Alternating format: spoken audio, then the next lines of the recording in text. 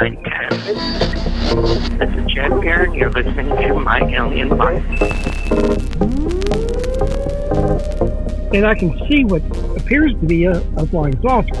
Now, again, remember, we're talking about, early times now. And I'm looking at this flying saucer, and I'm saying to myself, I don't know exactly what that is, but I see two beings below it, walking around. They seem to be very busy. They weren't paying attention to me. I was 50 meters away or so. And all of a sudden, the third being comes down out of the saucer on some kind of ramp. And the two beings, they turned around and looked at me. And I can tell you, to this day, I can remember that stare. Tonight, we explore the fascinating correlation between the communications from the physically dead and the off-planet-based extraterrestrial worlds.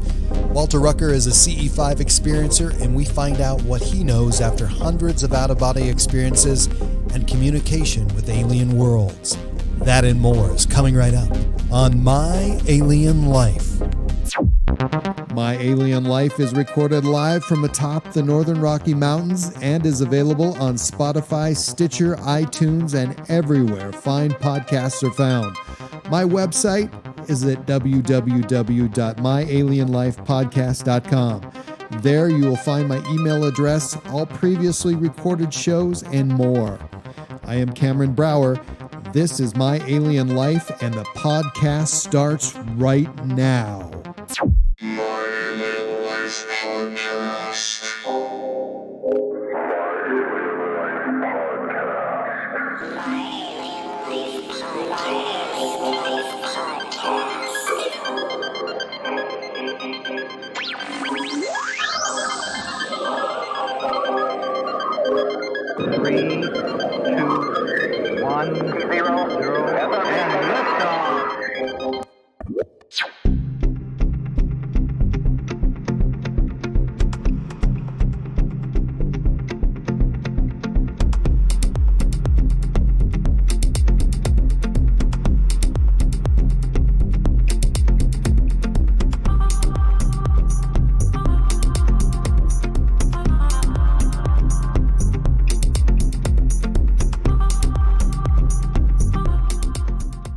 My guest tonight is an experiencer on many levels. He has written hundreds of articles on the subjects of consciousness, spirit communication, and extraterrestrial interaction.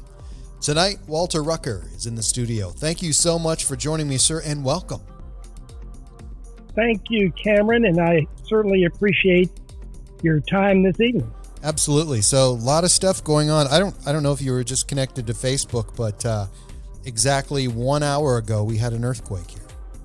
And which, to me, that's too much nature. We've had a lot going on for the last 6 weeks, but I was literally typing up the show tonight, waiting to talk to you. So exactly 1 hour, I'm sitting here and the whole house is going back and forth, right in my face. So back and forth, east to west, and I can see the house next to me out of the window. So, their siding is vertical. So the window edge is kind of matched up on the vertical siding of the house. So I could see both houses just going back and forth, and probably lasted just right around 30 seconds and was centered near Chalice, Idaho. I'm in Montana, so I'm 300 miles away, and it was quite a ride. How are you, sir? Oh, well, I'm fine. No earthquakes in Florida, and it's just been 95 degrees and typical end of March in Southwest Florida. But no, I didn't hear about that, Cameron. I'm glad to hear that you're all right. Was it just to your locale, or was it statewide? It would have been to my west and south of me, about 300 miles, and it was a decent earthquake. It was near Boise, Idaho, so I immediately texted one of my friends who was there, and he immediately texted back, and he said he actually saw his car moving in the driveway, just back and forth and kind of bouncing around, and it's obviously we've had some things happening here on planet Earth, really. We don't talk about events that have happened to planet Earth. I don't remember even one in my lifetime where I can say, well, there's this global thing happening right now. And, it's a bit much when you have that and natural events. I know there was a couple of tornadoes in the Midwest and in other places. So, well, one of the channelers that I follow very closely is Bashar, who is channeled by Daryl Anka, and he came out recently with a somewhat of a prediction, which said that 2020 is just going to be an absolutely crazy, absolutely nuts year, and it's going to be a wild ride. And the people such as myself who believe that you create your physical reality to the very details of the physical reality that you're experiencing will tell you that these kinds of weather messages are really reflections of the collective consciousness. And we were having this conversation about earthquakes and cyclones and tremors and those kinds of rather harrowing experiences, and how much that, just like the COVID virus is doing right now, what a shakeup it is for people to take another look at how they are going about navigating their physical realities and what they expect and what they experience out of it. And why are you here? You, in the case in Montana, why are you there having that experience? Gives you something to talk about over the dinner table. Yeah, definitely something to talk about. And I guess the fortunate side of things is that, it is too much at sometimes, because there is so much talk about it and you can't escape it. And it seems like everybody that you meet or greet, or, as soon as you see somebody new that day, you obviously drift to that same conversation. But kind of like we're doing here, but there's much more to your life than just, experiencing a global pandemic at the moment. But tonight I wanted to talk to you a little bit about your life. And you are basically a CE-5 experiencer, and I wanted you to explain CE-5 and mutual and bilateral communication and how that pertains to your life. Well, I'm what I call a CE-5 experiencer light version. I'm not an inductee that I particularly know about, though I've had very common dreams where I am being put back in bed by little 4.5 foot tall grays and their long, spindly, little tickly fingers. But that's the closest I can get to having a hard CE-5 experience of abduction. But when I was growing up, there was a lot of conversation just beginning at that time. In 1961 was the first time that grays were ever mentioned. In 1962, I found myself having an experience. I was 16-ish or so at the time. Baseball player. I got up out of bed and jumped into my car, took off down this road just down the street from my house, been down it a million times. But it just didn't seem right. It didn't seem natural, I guess. It wasn't uncomfortable. It wasn't discomforting. But I wasn't pushing the gas pedal like you usually push a gas pedal, and then shift the car with the stick, all the things you usually do in driving a car. I wasn't doing. I was just like being a passenger on an amusement ride. And it didn't seem that awfully strange. Like I said, it wasn't disconcerting, but we go down this road and we come to the bottom of this hill. And I found myself getting out of the car and going up and looking into an area that is covered with high power lines. The big tower lattices that you see, there's 2 or 3 stories tall that carry the really heavy power lines. And I was living in Memphis, Tennessee, and this particular easement serviced most of East Memphis's electricity. And I'm looking through this cyclone fence, which into this easement area, and I can see what appears to be a flying saucer. Now, again, remember, we're talking about, early times now. And I'm looking at this flying saucer and I'm saying to myself, I don't know exactly what that is, but I see two beings below it walking around. They seem to be very busy. Weren't paying any attention to me. I was 50 meters away or so. And all of a sudden, the third being comes down out of the saucer on some kind of ramp. I couldn't exactly see because the ramp wasn't facing me. And the two beings that were doing this piddle work that they were doing around the base of their saucer, which was standing up on 4 or 5 tripods, they turned around and looked at me. And I can tell you, to this day, I can remember that stare that I got from those two gray beings who were passing the information to me telepathically, I assume, that they wanted to know what I was looking at. What was I doing there in the first place? And who are you? And they were almost upset, almost irritated, I think is a better word. And next thing I know, I'm back in my bed, alarm rings, I'm doing the same thing again. I'm getting up out of my bed, I'm getting in my car, I'm getting my baseball cleats and gloves and all that stuff. I'm going down the same road and thinking, this feels so weird. And by the way, why am I wet? I didn't realize. I thought maybe I sweated all night or something, but I was just drenched. And since I was going to the baseball practice, I wasn't going to take a shower or anything. So I'm going down there to pick up my friend. And it's pouring down raining the whole way on the same road. And I can barely see where I'm going. And I finally get to my friend's place, and he comes to the door in his jockey shorts. And he says, "What are you doing here?" I said, "Well, I'm coming to get you for practice." He said, "It's rained all night long." I said, "What do you mean it's rained all night long?" He said, "It has rained constantly for the last 16 to 18 hours. We're not going to have practice." And he slams the door and goes back in, and I go home and started to write it down and then forgot about it for a long, long time, Cameron. And then the 3 or 4 years ago, maybe, then the images and the feeling of the meetup and the visual all started coming back to me. Why? I don't know what triggered it, but it did. And I can then start to piece together what had happened to me, but I was still left with the question of, did I have an out-of-body experience? Or did I have an extraterrestrial encounter? Or did I have both?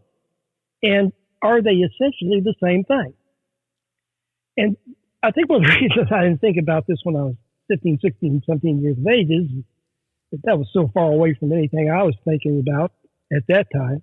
And then it wasn't until I started taking on a more metaphysical bent to my life 5 or 10 years ago that some of these images started coming back. And I wrote an article based on that. It said, I don't know what it is. I don't know if there's a difference between an out-of-body experience and an extraterrestrial encounter. Now, I've taught OBE. I have had multiple out-of-body experiences myself where there were no extraterrestrials involved. I can tell you that I know the difference until you start to throw the extraterrestrial curve in there. And this particular time that I had this experience, the two rides, one which was not a ride in physical reality, and the other which definitely was, the second one in the rain when I got turned away at the door, really led me to start to think and investigate about other people's extraterrestrial experiences, non-abducted experiences now, in particular, and how they went about assessing whether or not they were having a true extraterrestrial experience, if it was a dream state or if it was an out-of-body experience. And that started me writing quite a few of the articles that you mentioned on the front hand, and where I kind of picked up the lexicon of being a CE-5, and as I said, a light experiencer. I've had a few others, but nothing really as dramatic as that. And I didn't remember that for, 50 years, I suppose. Yeah, probably close to 50 years. And then the images and the smell of that day, the fog that I was driving through when I saw the extraterrestrials, how all that mist went away, all those really intimate details. And when I started writing about it, it really started coming through then. And I've talked to a lot of people about that, Cameron, and they'll tell you, you always have heard, when you have a dream, get up right about it in the next morning. Otherwise, you'll forget it. But the thing that I have found with paranormal, supernatural encounters is that when you start putting them into paper, for me, it forces very strong recollections of the event. So that's what got me to writing all the articles that I wrote, and especially those that involve spirit and extraterrestrial communication, consciousness, in general. And it kind of got me on this path of doing these types of podcasts with friendly folks like you. Friendly folks like me. Excuse me. Glad to have you along. You're an expert on mediumship of all types. Explain the types and specifically physical mediumship. Well, to explain physical mediumship, let's go through the general categories of mediumship. You have the psychic, which you see in almost every major city. Somebody has a palm reader, a tarot card reader, or they are able to pull information from what you might call the information field, general information field. And that may or may not have anything to do with people that who have died. Sometimes psychics will communicate with what we call discarnates, dead people, spirits. Most of the time not. They're pretty good about telling you things that are going on in your life and when you might get married and things like that. The second level of mediumship is mental mediumship. And mental mediumship is traditionally the discarnate or spirit world having an intention to make contact with someone that they have, quote, left behind. A daughter, a husband, brother, sister, relatives, friends. And the communication between a mental medium and the person who is doing the sitting is one that's more like a conversation, with the mental medium being the bridge in between. There are a number of mental mediums out there today, and there's probably 10 times as many psychics as there are mental mediums. But that's the defining quality of mental mediumship. And when you jump into physical mediumship, you're talking about a whole different ball game altogether. The only thing that really is similar between mental and physical mediumship is that there is spirit communication involved. But the physical mediumship is based upon a seance setting, a darkened room, a small group of sitters, 15, 20, usually no more than 30 or 35 sitters, a physical medium who disappears into a cabinet made out of a black cloth, just something to separate him from the rest of the sitters.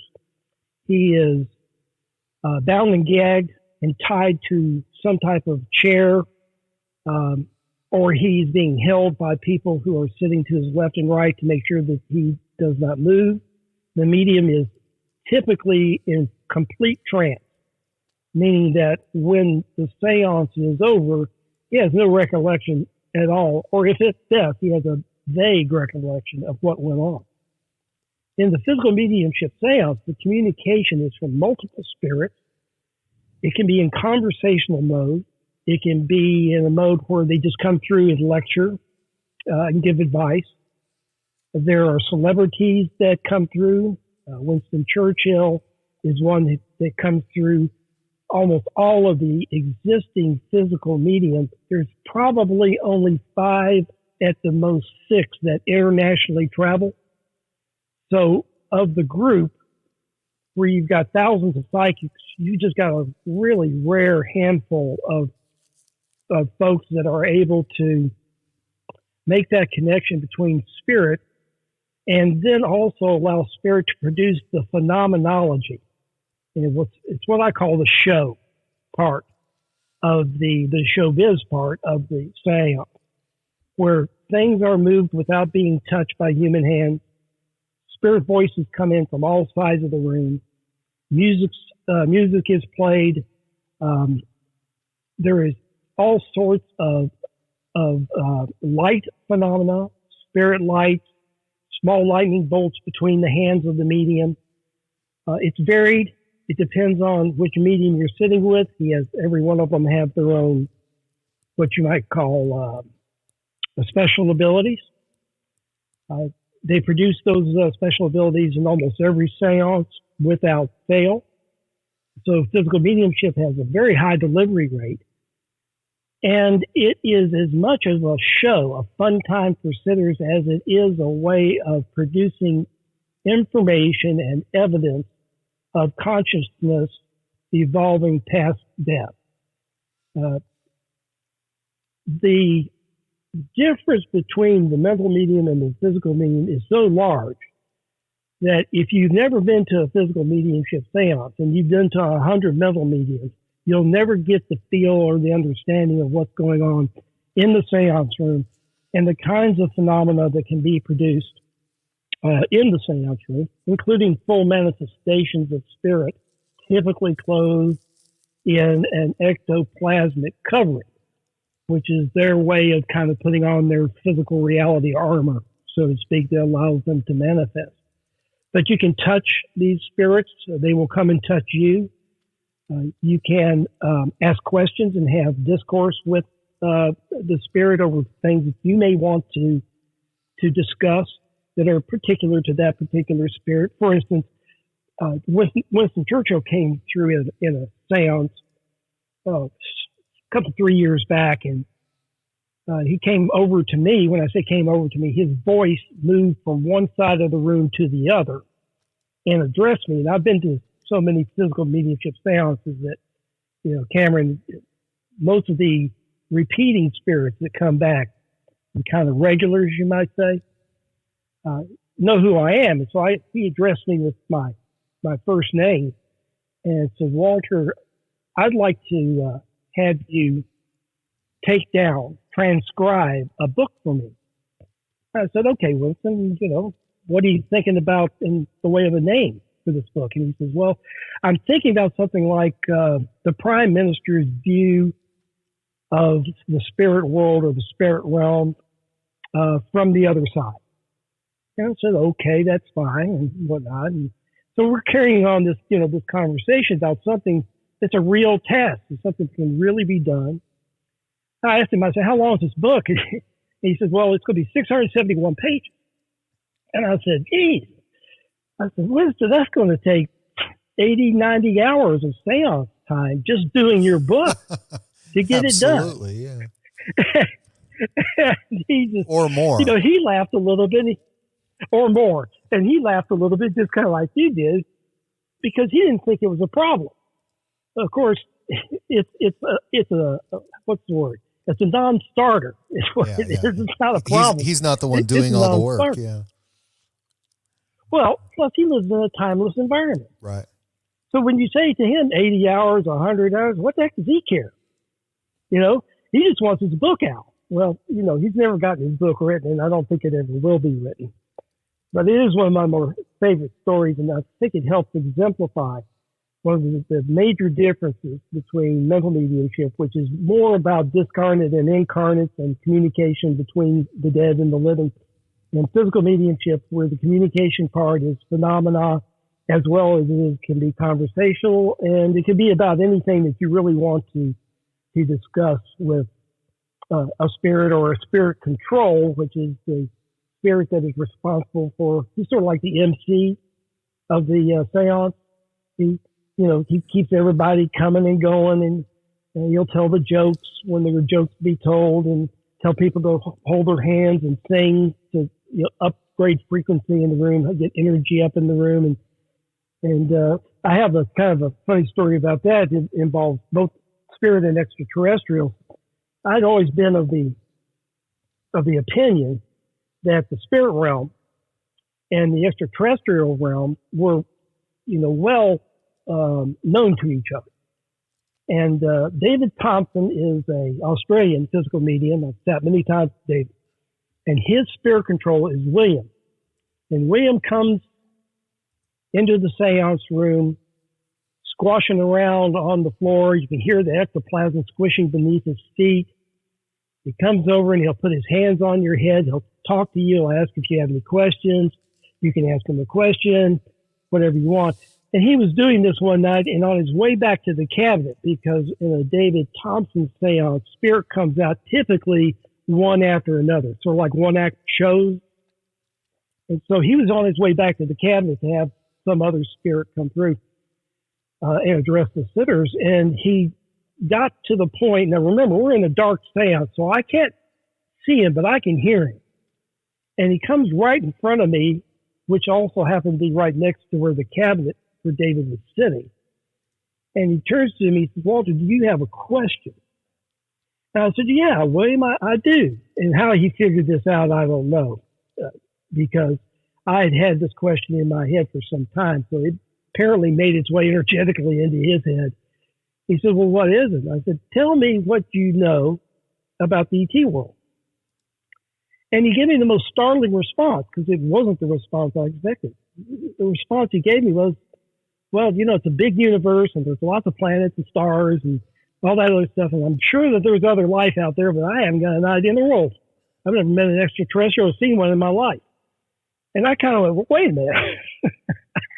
I kind of thought you guys were all buddies or something. You know, you're all on these upper vibratory levels. Surely you would have some opportunity to mix and mingle. But in his particular case, at least, that wasn't so.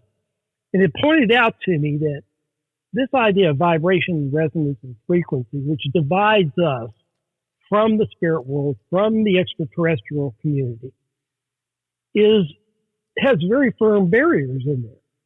That there are spirits who have no ability to go to a higher vibration of an extraterrestrial. There are extraterrestrials that have no interest in going to a lower vibration spirit realm and discuss with dead humans, you know, things that they already know everything about. And that separation is one that started me off in thinking and discussing and writing about both the similarities between, as well as the major differences that exist between communication, the seance with spirit, and the communication with the extraterrestrial, whether it be through a CE-5 or a 4 encounter, or on the very rare occasion, the ET will come through in the seance. So that's kind of how that all started for me, where my interest started peaking about the ET and spirit communication, the intertwinedness of it or lack thereof, how they interacted or how they did not interact, and the positive influence it had in saying to me and teaching me that these energetic realms that we talk of are very real. They're not necessarily always transmutable. And one spirit may have communication with another. Don't expect your mom to know Churchill if she happens to be passed over. My parents are passed over. I don't think they know who Winston Churchill is. So a lot like we have in the physical reality that we live in our physical world, where we have, you know, races and divisions by country and divisions by language and philosophy and et cetera. Their divisions are more by simple energetic barriers. Now we have these barriers that you spoke of. Why is it that we can communicate through the barriers? And then the other question, and the second part of that question would be, if we have these barriers and we're able to communicate through them, why are we able to do it in different ways? Why are there different types of communication that people have, but yet it's through this barrier that we just can't pass through at will? So the answer to the second question is different strokes, different folks. And that has to do with both the spirit side of the equation, where certain spirits have certain capabilities. They are able to specialize in particular types of communication with the physical world, but they may only be able to do it in a particular way. Most of the spirits that come through in the physical mediumship seance have been doing this for quite some time. I mentioned Warren Taylor. I can mention 3 or 4 others who have been giving physical mediumship seances for 10, 15 years, maybe better. And you can see that their spirits progress in their ability to communicate. An example, I recently heard from a friend that John Lennon is coming through in one of the physical mediumship seances on a regular basis. Well, the first time I had any knowledge of John Lennon coming through in any seance was when my wife and I attended a seance, and she got called to the chair in front of the cabinet, which is not untypical, but spirit likes to put their hands on you, get the medium to put his hands on you, and they put their hands on you and pat your back and let everybody else know that they're physical, and because they can slap your back and you can hear the thumping and they ruffle your hair and all that other stuff, just proving that they're as physical as they are. They're just unseen physical. And so she sits down in the chair, and the circle leader, a close friend of mine, started up his CD player, and doggone, here comes Imagine, the John Lennon song on. And the next thing I know, we hear John Lennon's voice singing, I'd say probably the first 3, 4, 5 verses of Imagine to my wife. But he came through so faintly that if you weren't sitting fairly close to the cabinet where this was happening, you might have not heard him at all. Or if you did, you may have heard him just very, very, very faintly. I understand now he's in full bloom. He comes into the spirit room, sounds just like John Lennon, talks just like John Lennon, has the same interests as John Lennon, and is just as loud as John Lennon was. So over time, spirit gets better at something, at particular modes of communication. Some spirits like to write. We have a little boy come through and called Tommy in one of our physical mediumship seances. And Tommy's a real character. He was a comedian, vaudevillian comedian in real life. He's a real character. And he's a little raunchy on top of it. He can be off color in a second. And he likes to do that with the women, tell them little raunchy little jokes and make fun of things that women aren't particularly happy to be made fun of. And Tommy's whole shtick is he writes things. So I was talking to Tommy, and I don't know what about, and I mentioned that. I said to him, Tommy, I have a cat, and my cat, his name is Tommy. And he said, really? He said, you calling me a cat?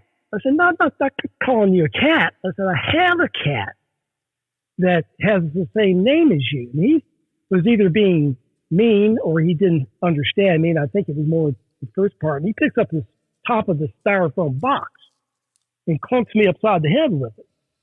Now, I didn't see the thing coming because we're in a darkened seance room. Next thing I know, I'm getting thunked in the head. After the seance is over with, on the floor in the middle of the room were several drawn pictures, and one of them was a drawn picture of my cat, him, and me, stick figures now, not portrait, stick figures. And he had scribbled, "I'm not a cat," on it. And he had thought that the influence was that I was making was one that was supposed to have been cynical to him, and it wasn't. But a year and a half later, my cat died, and the picture that he showed me was of a cat that had his tail down and all four paws and the other laying on his back. Now, I don't know if that was foreshadowing or coincidence. To this day, I don't know. You talked But about his method of communication. let me ask you this question really quick. I'm sorry to interrupt you, but Sure. you're able to talk to two very, very, very well-known people who are known everywhere on the planet, and probably two of the most prominent celebrities that have ever been known.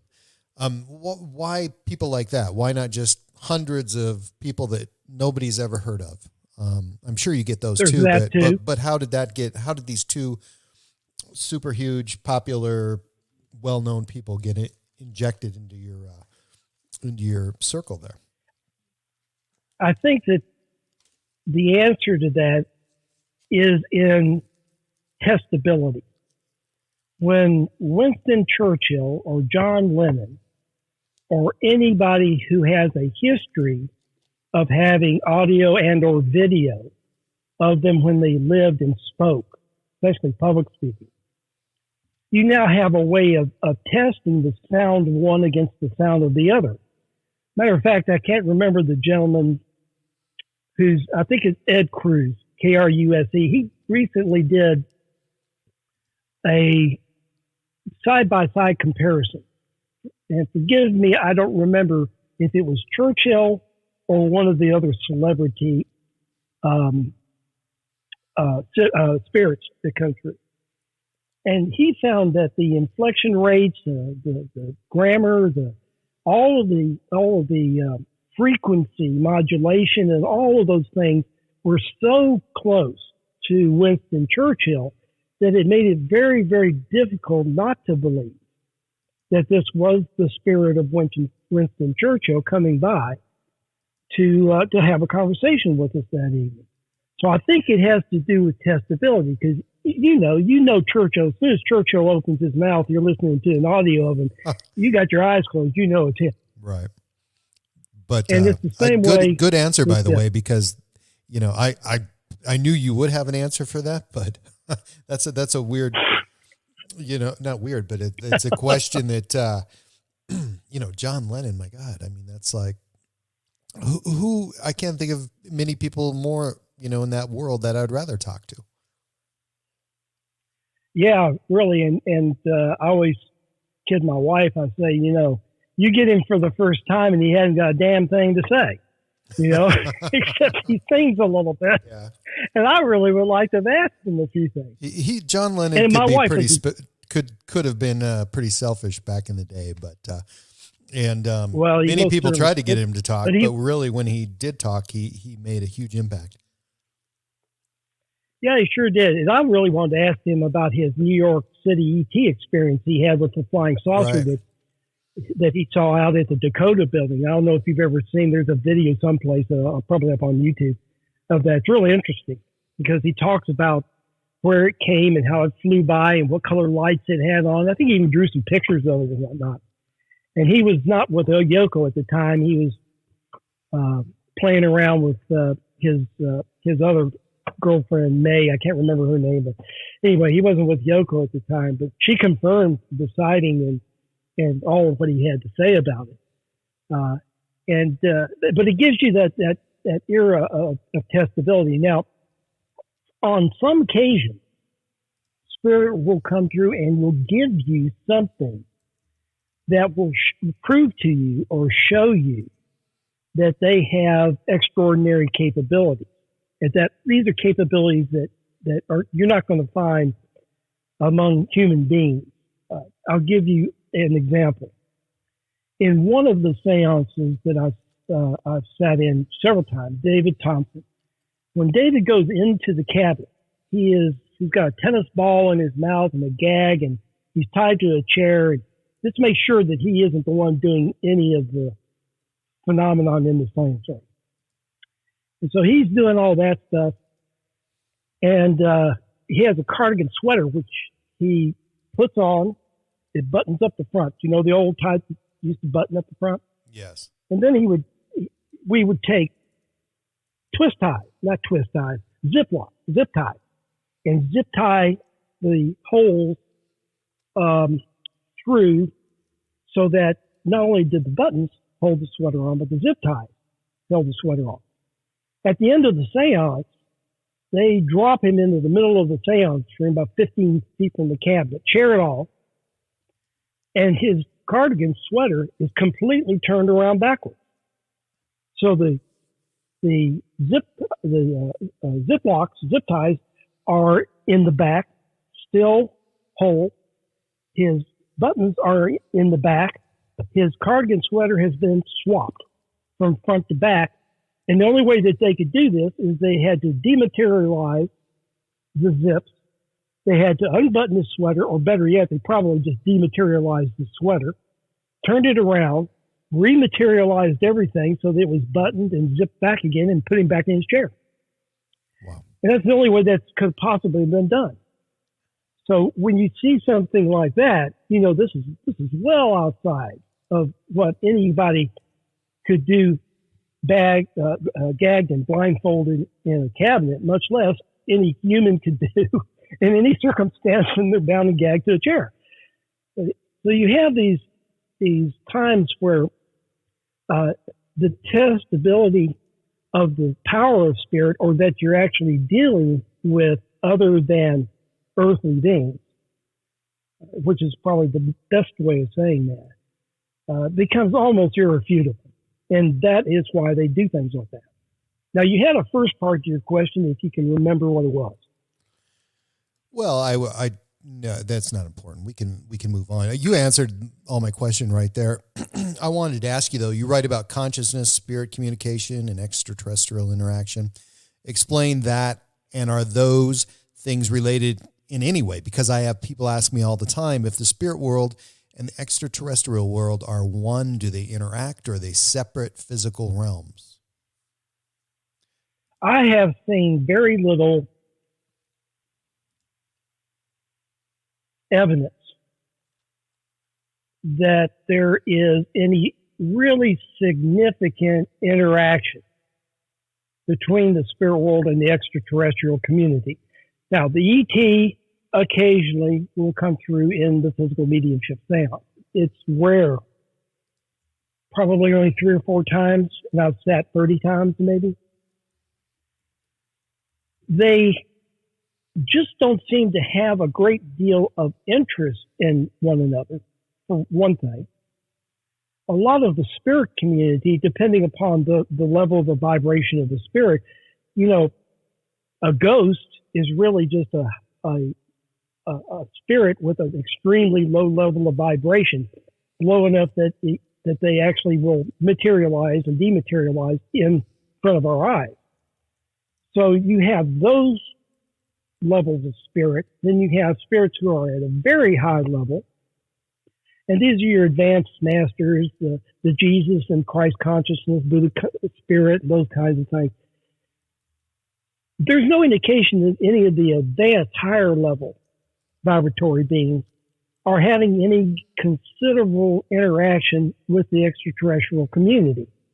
And why that is has always been, Cameron, I'll be honest with you, it's always been outside of these vibrational barriers that are there. ET can get around that stuff with no problem. Why that is, I don't really know. But they just don't seem to have a great deal of interest in one another.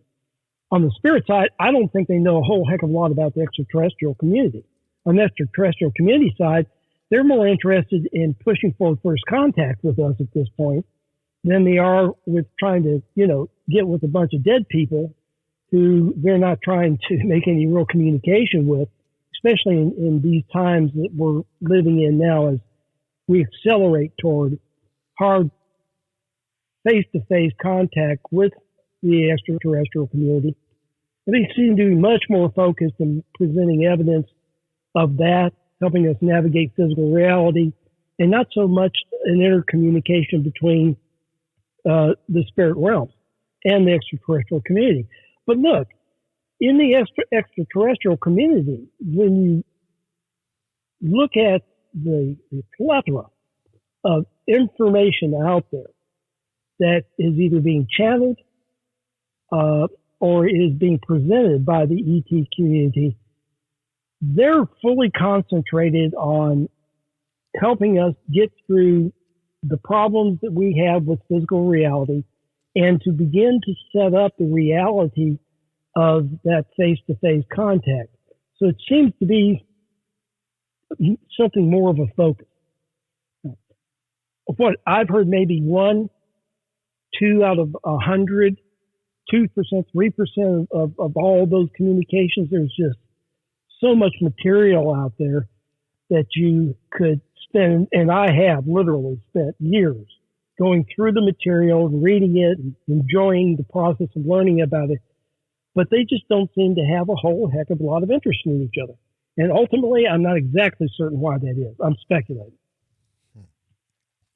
You've had over 100 out-of-body experiences. What does that look like, and how do you prepare, and what is that experience like?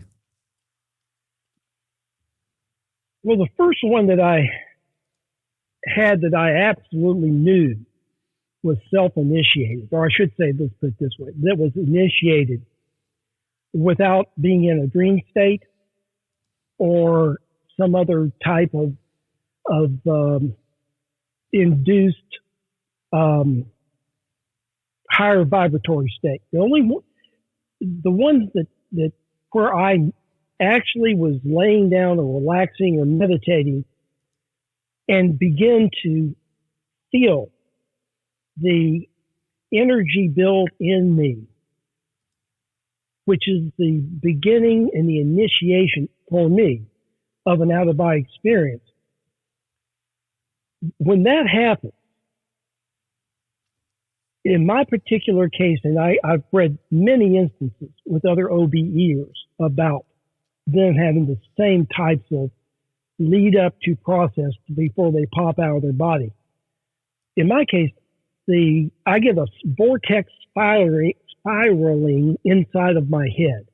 It's sort of like, when you shut your eyes and you got these, lights flashing, in your shut eyes, except when I shut my eyes, I see a spiraling vortex. And when I see that spiraling vortex come on, if I relax and concentrate on that, something like a third eye concentration, and I concentrate on that, if I hang with it and don't check it out, because the vibrations can be so intense, they're locomotive-like, that I have to really kind of grit my teeth when I first started having OBE to get through that vibratory experience before I would pop out.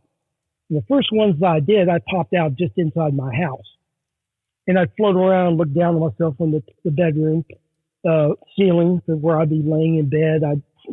I floated down the hallway one time. Would see something that in another room that I didn't really know that was there.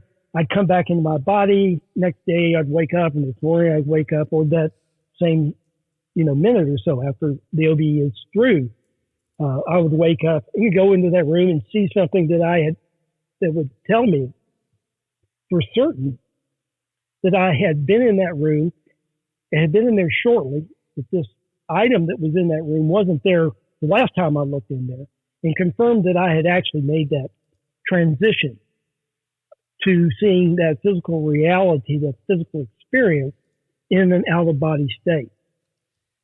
Now, there's all different types of out-of-body experiences that you can have, which include ones that are not self-induced, much like the ones I was telling you about earlier about my extraterrestrial experience that came through a dream state.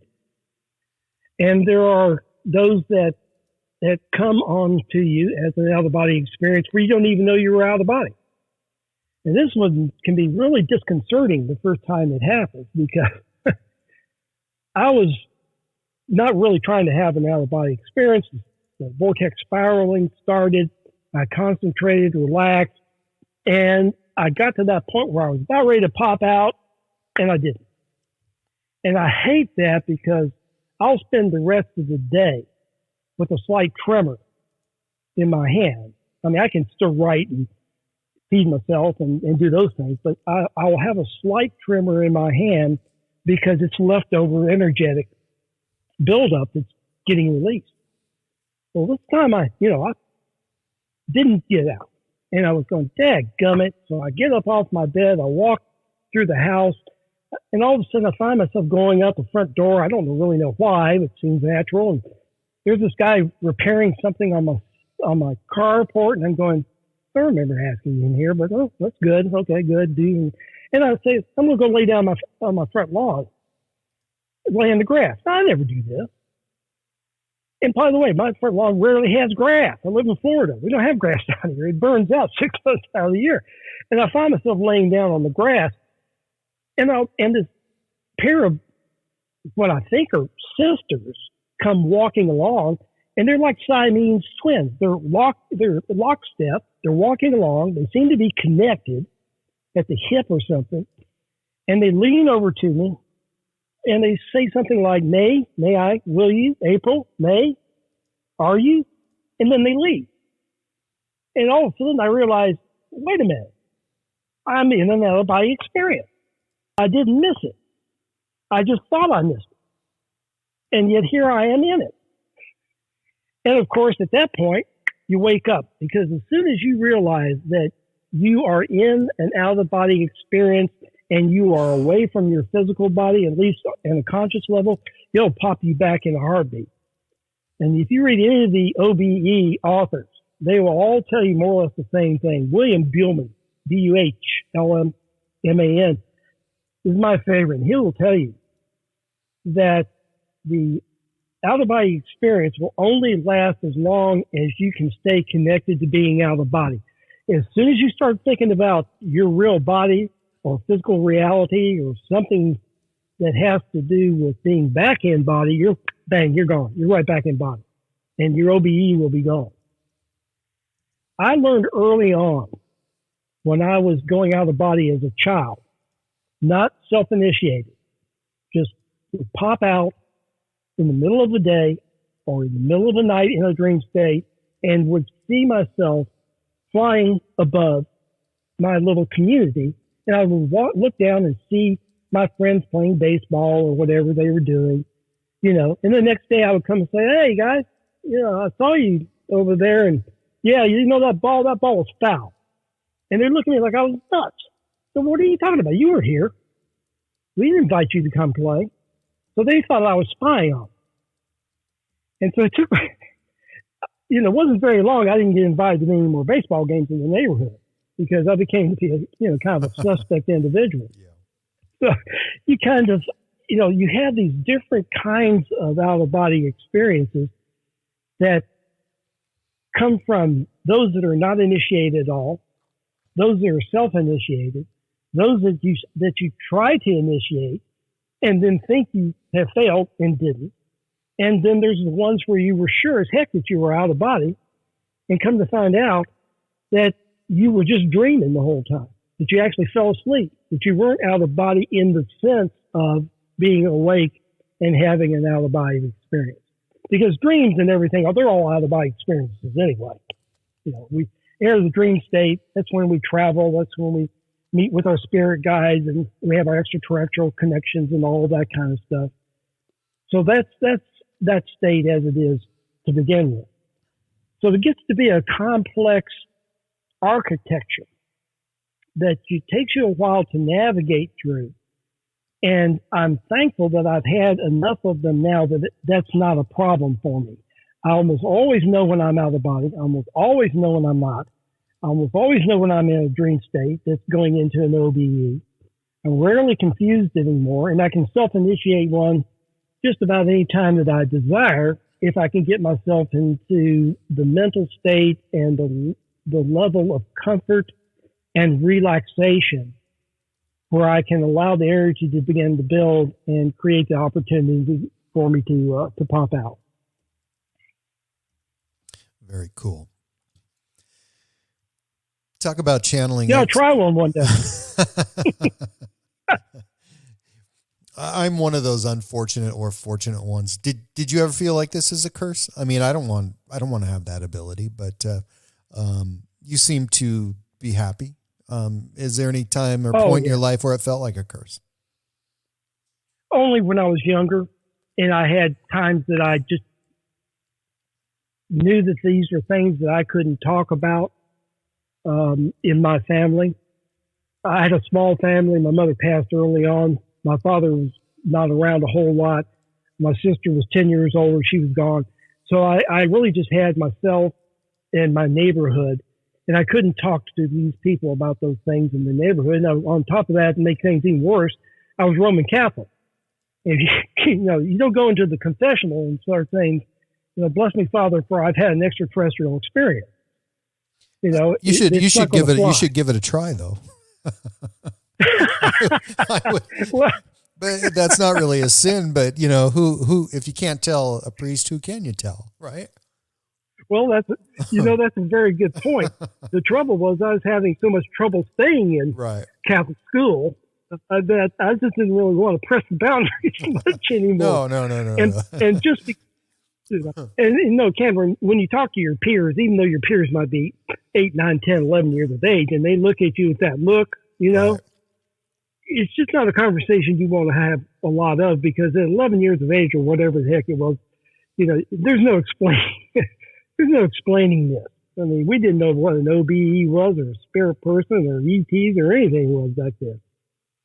Yeah, So back get to then, be- when I was like 10 or 11 years old, I had, and I've told the story before, but didn't go this direction with it. But I had a friend who lived down the street, and just really, really small town. So, you know, I only had one friend my age, but, you know, I had a lot of very strange experiences, and I never told him about them. However, I knew there was something weird about this guy. You know, I knew he had experienced something, and he never told me. There was things he knew all the time. You know, this was back in the day, long, you know, in the 70s, pre-internet, and he knew about everything.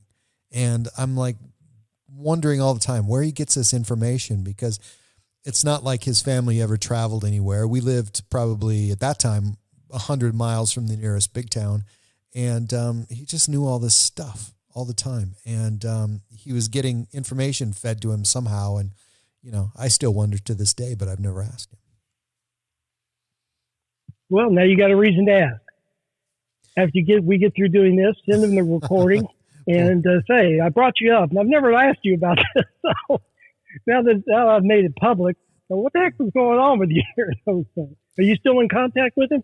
I'm not, but I could be. But I was thinking, though, that when you're talking about channeling extraterrestrials and you've written about that, who have you communicated? Can you name them or a place that they're from?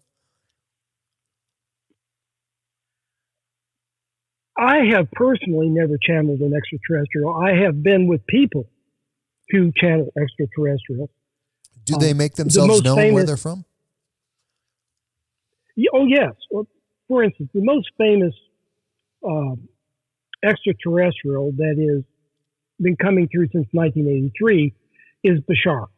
And Bashar has been coming through Daryl Anka as his medium, as his channel, since, as I said, 83. I've got almost a terabyte of videos, audios, documents, etc., books in PDF form that Bashar has either channeled or Daryl has written.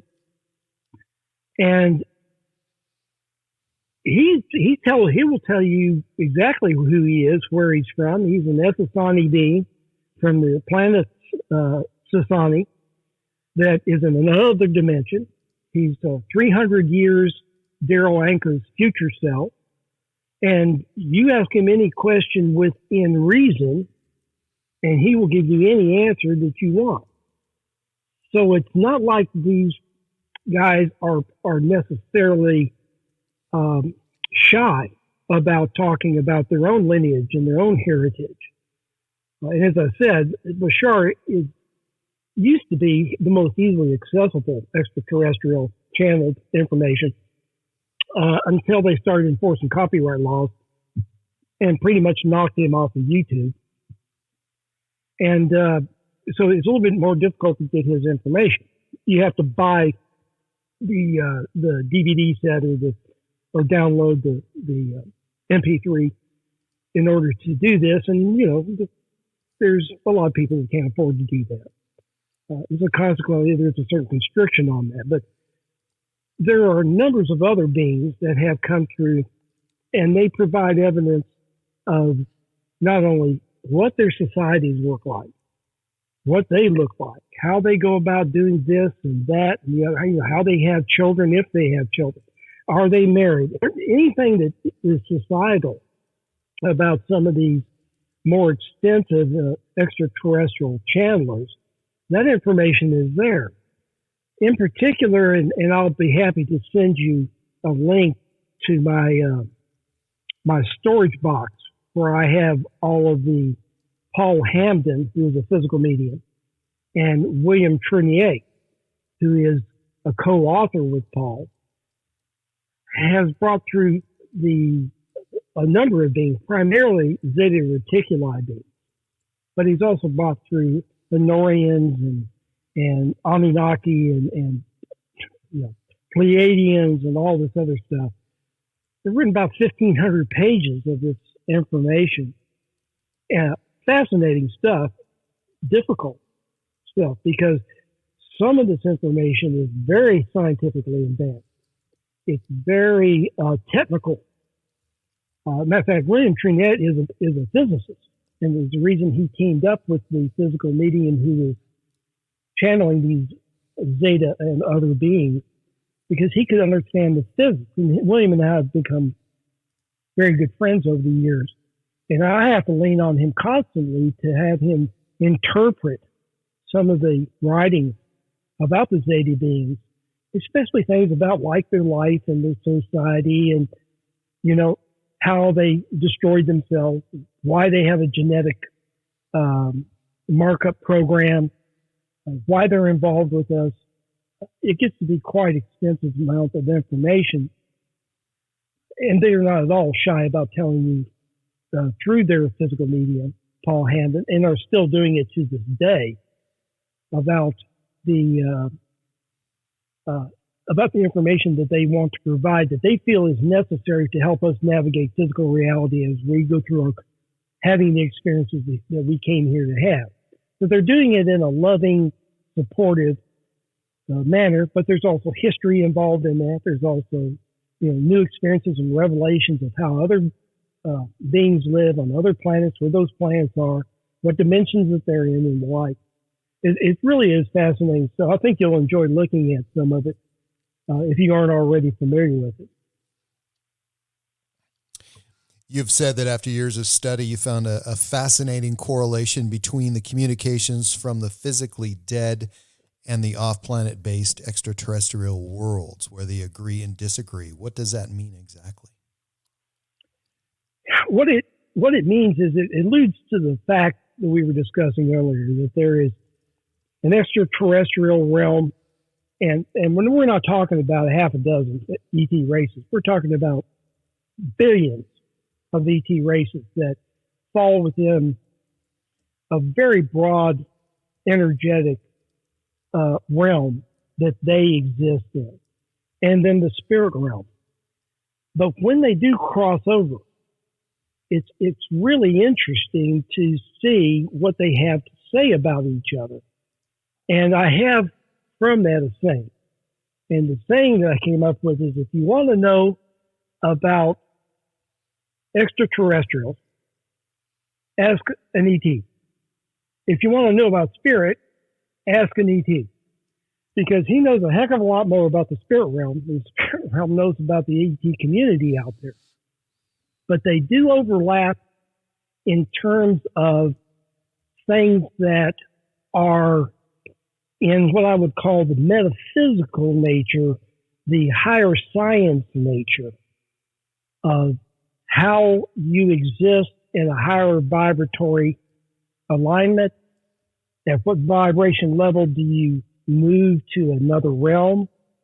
And these kinds of things where they have some common interest in getting information to us that, again, helps us understand why we came here, how to accomplish the themes that we are sent here to experience, that we have come from spirit to experience here in the physical reality as human beings, and to help ingratiate that entire cycle of experience so that we get everything that we needed to when we came here.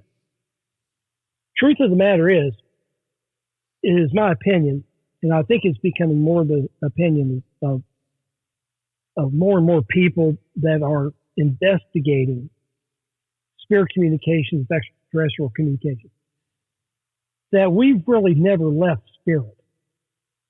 That you and I are right now having this conversation with each other, probably having fun with each other, saying, look at these guys down there, talking to each other over headsets and whatnot, because we came here and it was planned for us to have this experience. It was part of what we wanted to get accomplished in order to give a different point of view, have a different experience, and be able to learn things and themes that we came down here to learn that are so valuable and can only be learned on physical planets and physical environments like we have here. We have a very unique place, I believe, in the universe, in Earth.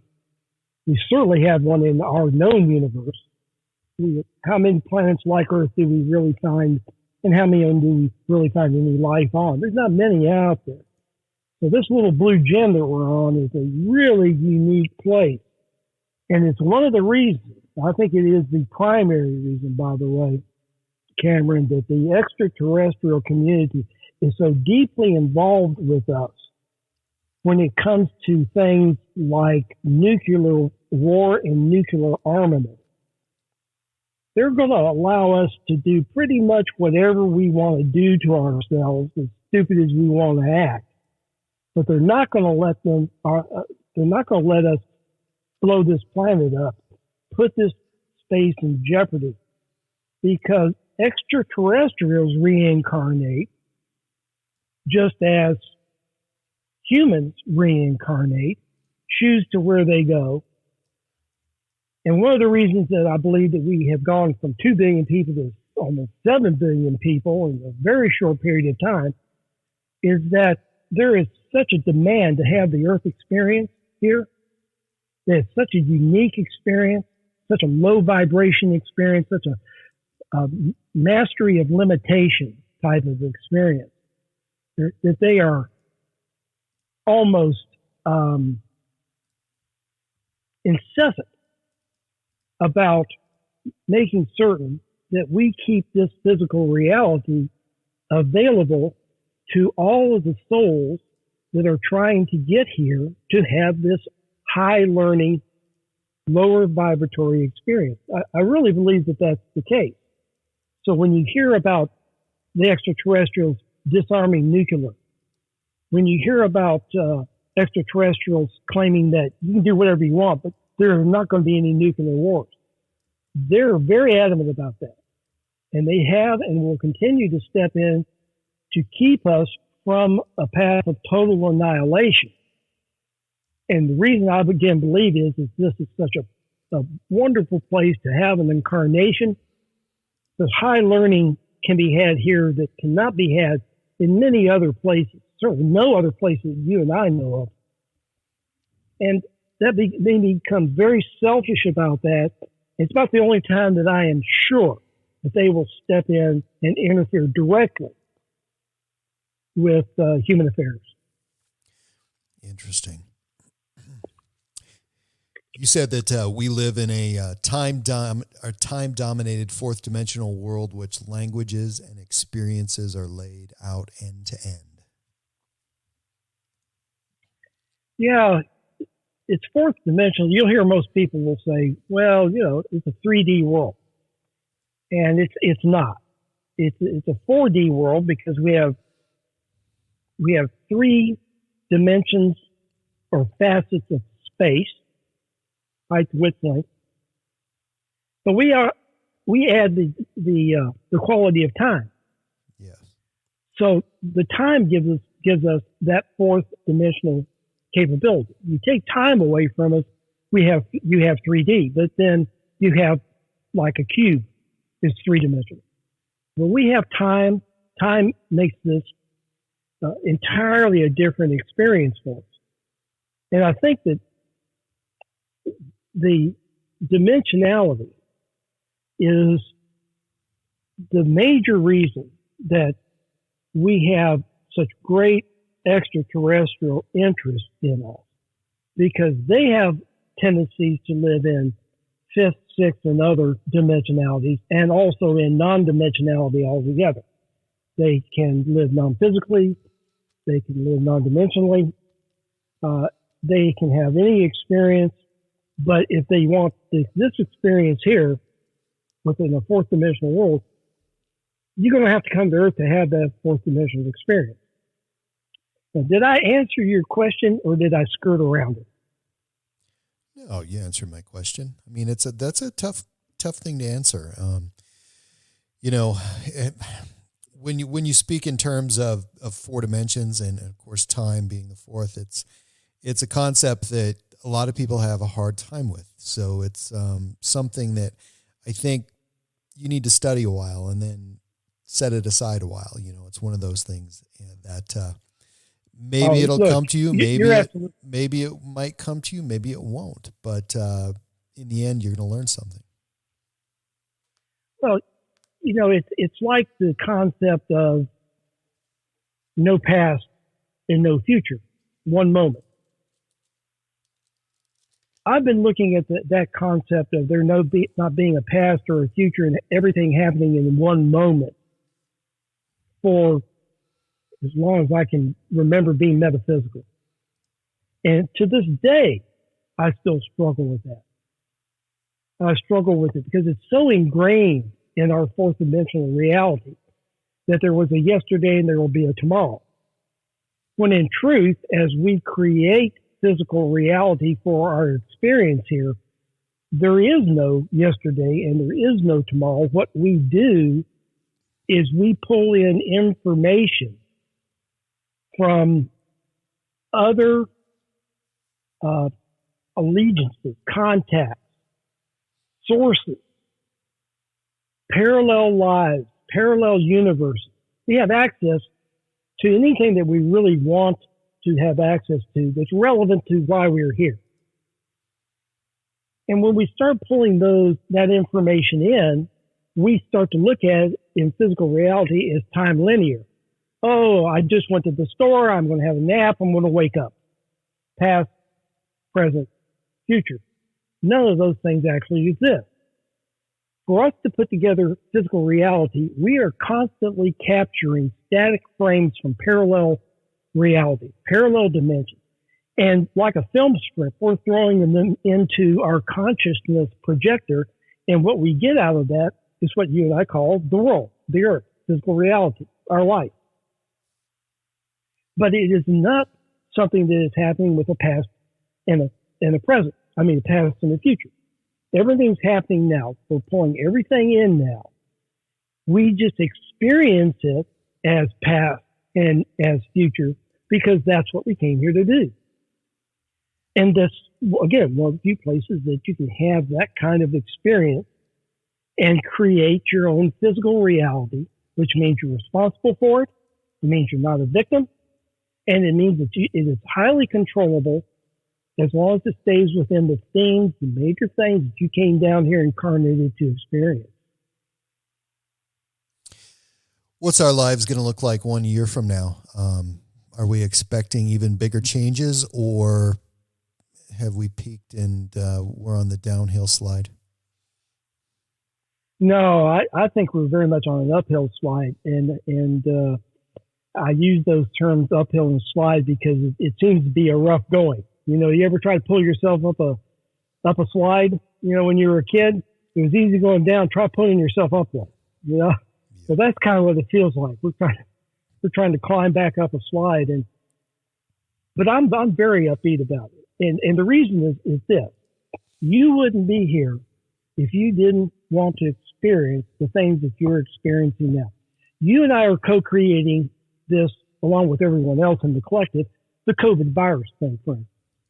Well, we knew before we came here that this was going to be a major marker in our lives and that this would have an experience that we could learn things from, be that what you would call a, quote, bad experience or a, quote, good experience. If you want to use those demarcations right there. We knew that coming in. So we're going through exactly what we came in and planned to see and planned to be here to do. Let me jump back a little bit and I'll give you an example of why I think things are going swimmingly well.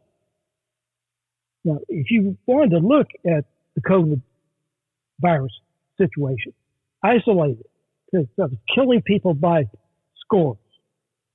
No matter what anybody is telling you, they don't know yet where this is going. It's all massive speculation. We're talking about 100 to 200,000 deaths in the United States alone that cannot be averted. If you look at this thing through a monocle or a telescope, you would see what a horrible situation it is. Well, I have a little different viewpoint. First of all, I'm not particularly concerned about dying. I don't really want to go through the death process, and I hope that when I do die, it isn't, horribly by cancer and takes 6 years to, get me buried. But the act of dying doesn't concern me at all. I have a real good idea of where I'm going and where I'm going to end up and what I'm going to see when I get there. And anything above that's just going to be a surprise, and that'd be great. That'd be fun. But if you look at it as here we are, say it's 2014. Bashar, for instance, comes out and says in 2014, follow 2016, he says. Major problems for you guys. Major changes are going to be happening. Didn't say what. Trump gets elected. 2020, Bashar comes out and says, get in the eye of the storm. Stay where it's calm. Don't worry about circumstances. State of being is what matters. Circumstances don't matter. In other words, you live and die means nothing. It's all about the experiences. Stay calm. Learn. Those types of things. So we are rapidly moving along a path where all of us who are incarnated in this world that can have access to the kind of information that you and I are so fortunate to have access to are getting everything that we need and are having great learning experiences. As a race, as a human race, we have evolved so much just from the last 100 years that everything that seems to be happening may be feeling like we're trying to go up that slide, but we're still going to get up that slide. And I think that the future of the human race, especially when you look at a lot of the special kids who are coming along, that are being born, that have completely different genetic makeups. But you're looking at an entirely new race of beings. In fact, they've already nicknamed themselves Homo galacticus, no longer Homo sapiens. So I think that what we're seeing is the evolution of the race and the individuals and the experiences that we can have, and all of these things which appear to be bad things are nothing more than just plain experiences. Forget the good, forget the bad, and what we came here for, and the fact that they're happening at such an accelerating rate, I think it just makes for just an absolutely wonderful time to be on Earth. I couldn't be more excited for myself and for the collective.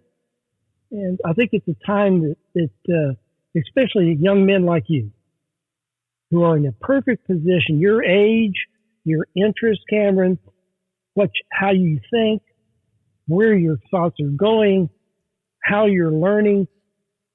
The only reason I wouldn't want to be your age is because then I wouldn't know as much as I know now.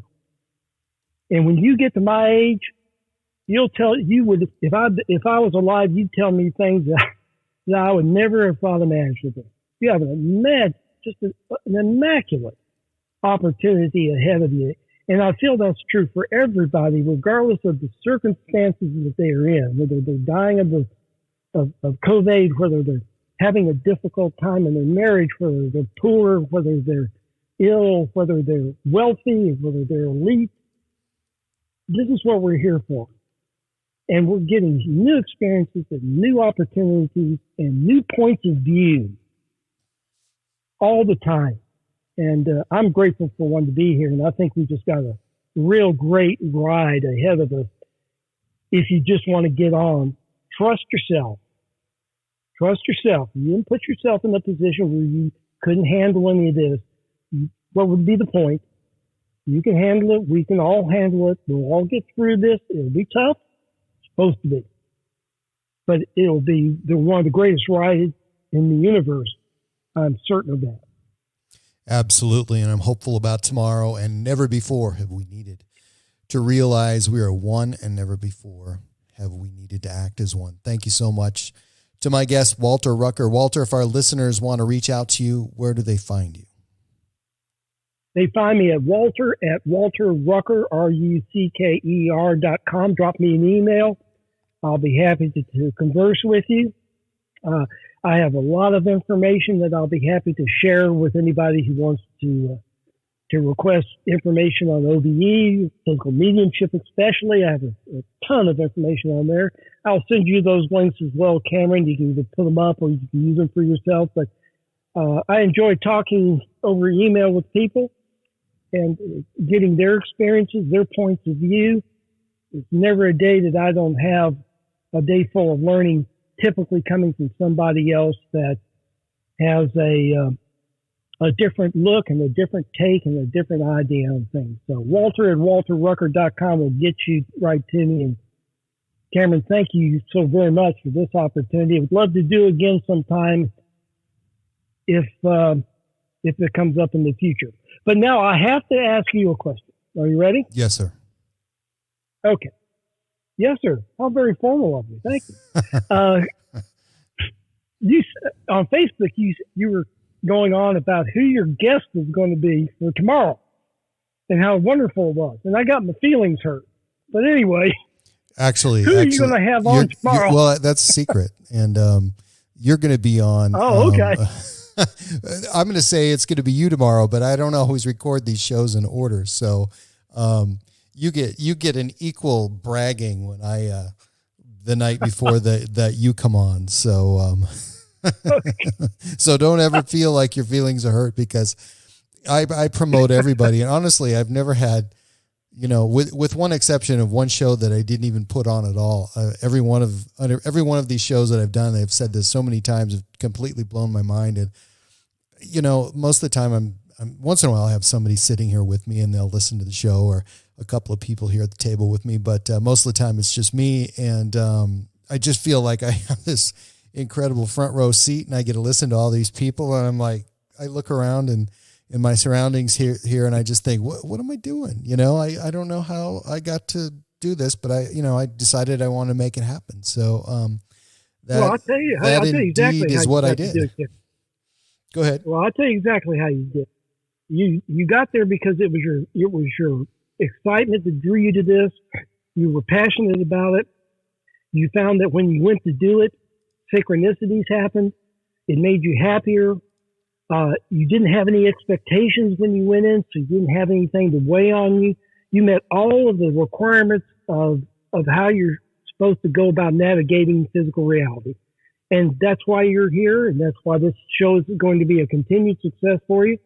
And you're going to have a real heck of a fun time with it. Well, hopefully we can just keep doing it over and over and over again. I thank you very much. Definitely, certainly it's hard times we're going through, but I truly believe that it's one of the most amazing times that we'll ever go through. And after we overcome the initial fears and shocks, and of course there's a lot of road bumps ahead of us. And once we overcome that, I just can't even imagine what a better place and a better people we will be. So amazing times ahead.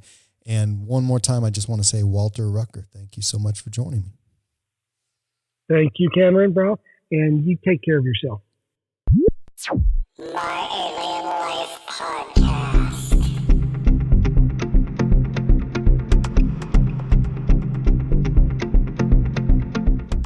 You can find my website at www.myalienlifepodcast.com, and please subscribe to my latest downloads at iTunes, Spotify, Stitcher, and at podbean.com. And please follow me and like me on Facebook and Twitter.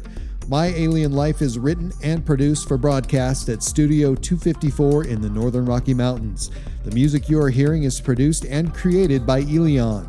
You can find all Elion's work online at Heart Dance Records.